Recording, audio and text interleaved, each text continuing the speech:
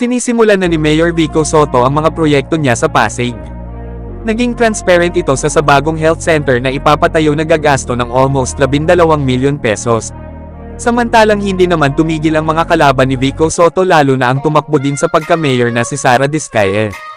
Ayon kay Sara napeke ang pagiging transparent ni Vico sa kanyang mga proyekto dahil madaming budget ang City Hall pero kakaunti ang mga proyekto. Kung siya daw ang nanalo bilang mayor ay sigurado sunod-sunod ang mga proyektong magagawa sa Pasig.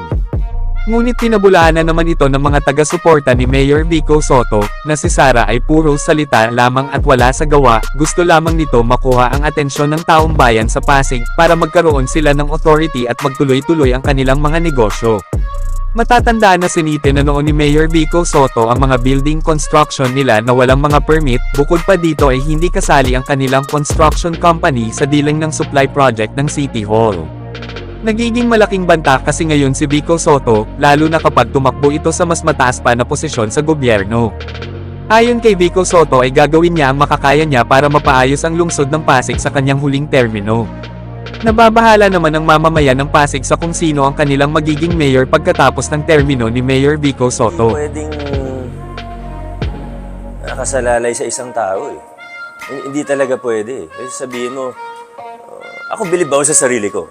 Confident akong tao, di ba? Pag sinabi mo magaling ako, hindi na ako magsasabi na hindi. Ako naniniwala ako sa sarili ko. Pero, kung sasabihin mo, pag-asa sa isa, walang ganun. Kahit presidente ka pa ng buong mundo, hindi mo mababago ang sistema na mag-isa. Yan ang kailangan ma-realize natin bilang mga Pilipino. Huwag tayong maghanap ng savior.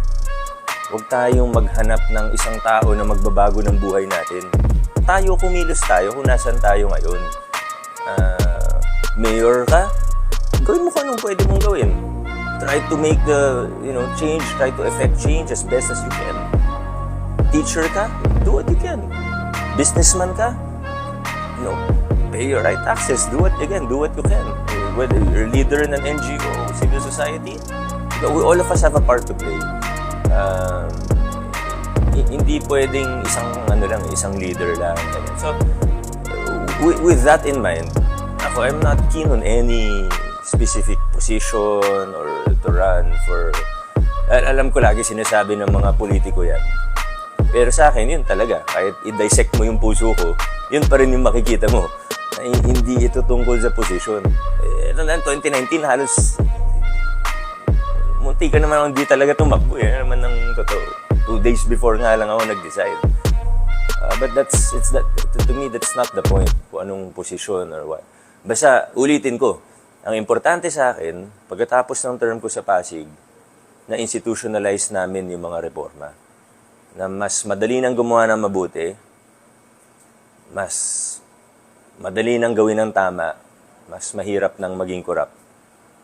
Win na yun. Yun yung biggest win that we could possibly have here in Pasig. And after, I don't like thinking too far.